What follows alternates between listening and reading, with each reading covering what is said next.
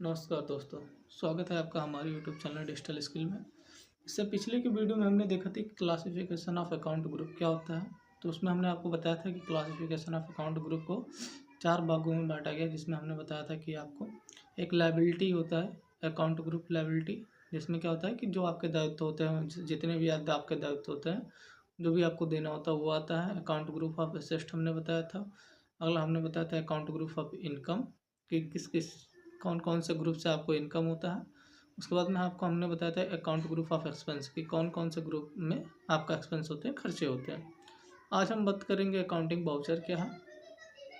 Accounting voucher क्या होता है? अकाउंटिंग बाउचर वही होता है जिसमें हम क्या कर सकते हैं, अपने ट्रांजेक्शन को रिकॉर्ड करते हैं, जिसमें ट्रांजेक्शन को रिकॉर्ड करते हैं और जिससे हम अपना ट्रायल बैलेंस चेक करते हैं। तो आइए चलते हैं कंप्यूटर स्क्रीन पर। अकाउंटिंग बाउचर, टैली में अनेकों बाउचर होते हैं जिनके साथ आप अपनी आवश्यकता के अनुसार किसी भी बाउचर को क्रिएट कर सकते हैं। टैली में बाय डिफ़ॉल्ट 24 बाउचर दिए गए हैं तथा आप आवश्यकता पड़ने पर 24 में से किसी भी बाउचर को, मतलब कोई और बाउचर भी बना सकते हैं। आप इसमें बाउचर क्रिएट कर सकते हैं, जिसमें से 13 महत्वपूर्ण बाउचर होते हैं जो डेली बेसिस पे यूज होते हैं। वो 13 होते हैं जो हर एक कंपनी में, किसी भी कंपनी में होते हैं, जिनको हम बोलते हैं कॉमन बाउचर। क्या बोलते हैं? Common voucher. ये कॉमन बाउचर होते हैं जो 13 हैं, ये कॉमन बाउचर होते हैं जो डेली बेसिस पे यूज होते हैं। कंट्रा बाउचर, जिसका शॉर्टकट होता है F4। Payment voucher F5। Receipt voucher F6। Journal voucher F7। Sale voucher F8। Purchase voucher F9।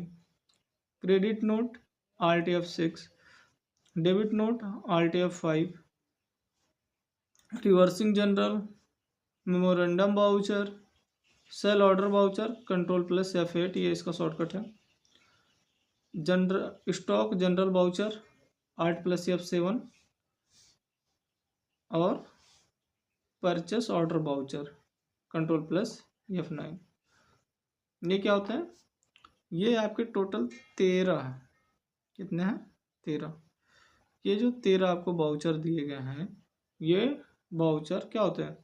ये बाउचर कॉमन बाउचर होते हैं, ये डेली बेसिस पे यूज होते हैं, इनको कॉमन बाउचर बोलते हैं। ऐसे मेनली कॉमन बाउचर तो 8 होते हैं। मेनली कॉमन बाउचर कितने होते हैं? 8।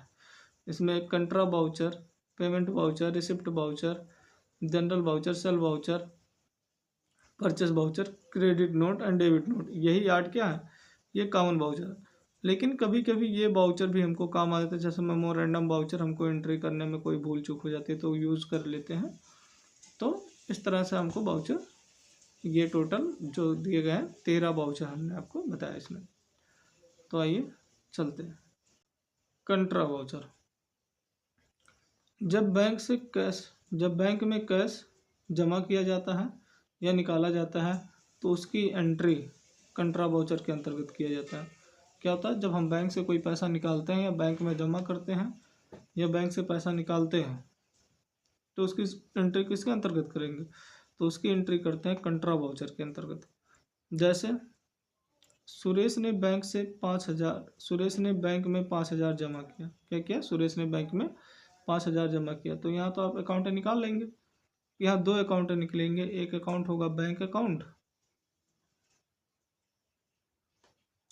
और दूसरा होगा कैसे जमा किया, नगद जमा किया, कैश में जमा किया है, तो एक होगा कैश अकाउंट। ये 2 अकाउंट। अब बैंक क्या है? बैंक एक पर्सनल अकाउंट है। क्या है? बैंक पर्सनल अकाउंट है। और कैश क्या है? कैश है रियल अकाउंट। कैश क्या है? Real account.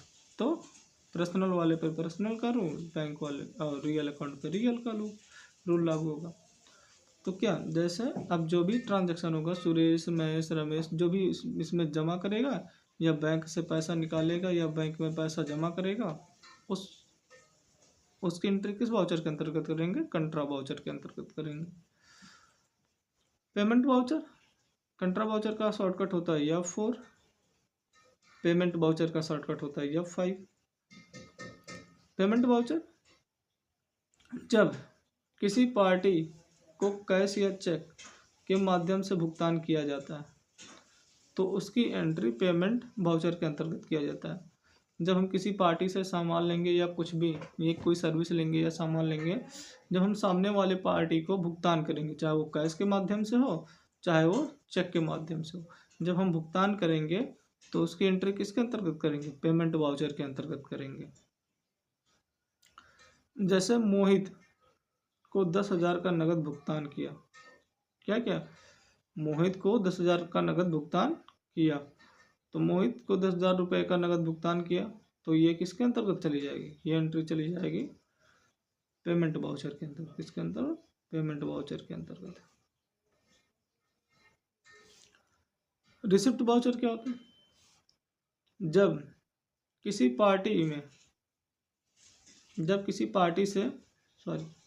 पार्टी से भुगतान, छूट, ब्याज आदि प्राप्त हो तो उसकी एंट्री रिसिप्ट वाउचर के अंतर्गत किया जाता है। जब हम सामान बेचते हैं तो कोई पार्टी हमको पैसा दे रही है, अगर हमको पैसा देगी या फिर हमको छूट देगी या फिर हमको ब्याज मिला है तो इन सब की एंट्री किसके अंतर्गत करेंगे? रिसिप्ट वाउचर के अंतर्गत करते हैं। जनरल वाउचर एक एडजस्टमेंट वाउचर है। क्या है जनरल वाउचर? एडजस्टमेंट वाउचर है जिसमें नॉन कैश ट्रांजैक्शन तथा उधार से संबंधित एंट्री की जाती है। जिसमें क्या किया जाता है? जिसमें कैश वाली एंट्री नहीं की जाती है। क्या की जाती है? नॉन कैश ट्रांजैक्शन, जिसमें कोई कैश का ट्रांजैक्शन ना हो वो वाली एंट्री की जाती है। जिसमें उधार, जैसे हमने माना कुलदीप से मोहित ने 5,000 का मेज उधार में लिया। क्या किया? कुलदीप से क्या किया? मोहित ने कितने का उधार लिया? मोहित ने कुलदीप से कितने का उधार लिया? कुलदीप से उधार लिया 5,000 का मेज। 5,000 का मेज उधार लिया। तब अब क्या होगा? क्या इसमें पैसे, मतलब ये कुलदीप है और ये मोहित है। ये कुलदीप है, ये मोहित है।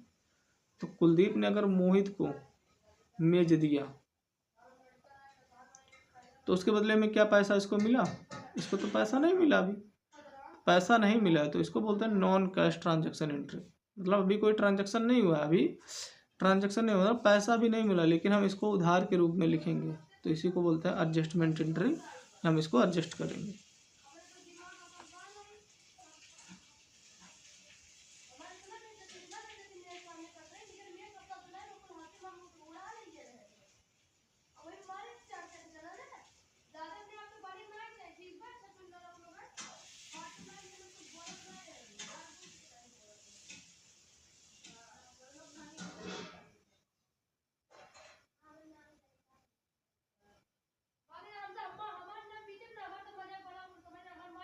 चिल्लो मत या चुप रहो, चिल्लो मत का थई।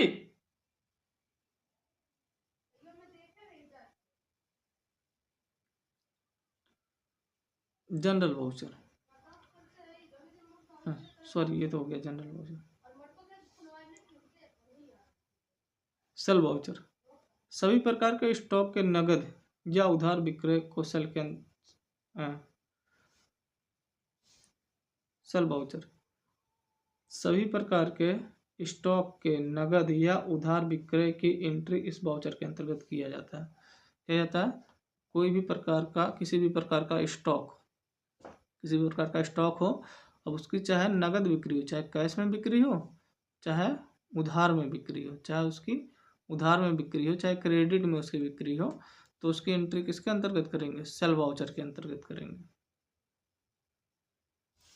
परचेज वाउचर सभी प्रकार के स्टॉक के नगद या उधार के क्रय की एंट्री परचेज वाउचर के अंतर्गत किया जाता है। मतलब जब हम कोई सामान खरीदते हैं, चाहे वो नगद खरीदे चाहे वो उधार खरीदे, तो उसकी एंट्री किस वाउचर के अंतर्गत करेंगे? उसकी एंट्री परचेज वाउचर के अंतर्गत करेंगे। अब क्या होना चाहिए? वो स्टॉक होना चाहिए। क्रेडिट नोट के जब बिका हुआ माल वापस आ जाता है, क्या होता है? जब हमने कोई माल बेचा और वापस आ जाता है तो मतलब सेल रिटर्न। हमने माल बेचा और वापस आया तो क्या हो गया? Cell return. जब बिका हुआ माल वापस आ जाता है सेल रिटर्न। तो सेल रिटर्न से संबंधित एंट्री करने के लिए किस वाउचर का यूज़ करते हैं? क्रेडिट नोट वाउचर का यूज़ करते हैं। जैसे मोहित ने 2000 माल वापस किया, क्या क्या? मोहित ने 2000 रुपये का माल वापस किया। तो क्या किया इसमें? मोहित ने क्या किया? मोहित ने सेल रिटर्न किया, हमने सामान बेचा और मोहित हमको वापस दे के चला। डेबिट नोट वाउचर, सभी प्रकार के खरीदे गए माल की वापसी की एंट्री डेबिट नोट वाउचर में किया जाता है। जब हम कोई माल खरीदते हैं, मतलब परचेस रिटर्न, इसका मतलब क्या हो गया? Purchase return. क्या हो गया? Purchase return. जब हम कोई माल खरीदते हैं और हमारे किसी कारणवश हमको माल रिटर्न करना पड़ता है, तो किसके अंतर्गत उसकी एंट्री करेंगे? उसकी एंट्री करेंगे डेबिट नोट वाउचर के अंतर्गत।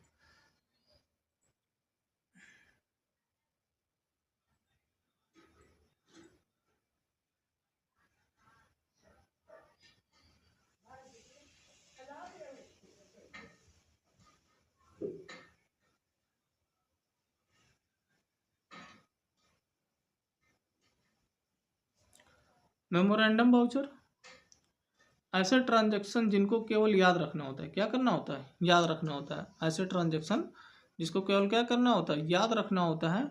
इसकी एंट्री मेमोरेंडम वाउचर में किया जाता है। क्या होता है? ऐसे ट्रांजैक्शन जिनको केवल याद रखना होता है, उसकी एंट्री किस वाउचर में की जाती है? Memorandum voucher. और मेमोरेंडम वाउचर में किए गए एंट्री का इफेक्ट ट्रायल बैलेंस पे नहीं पड़ता। कहाँ नहीं पड़ता?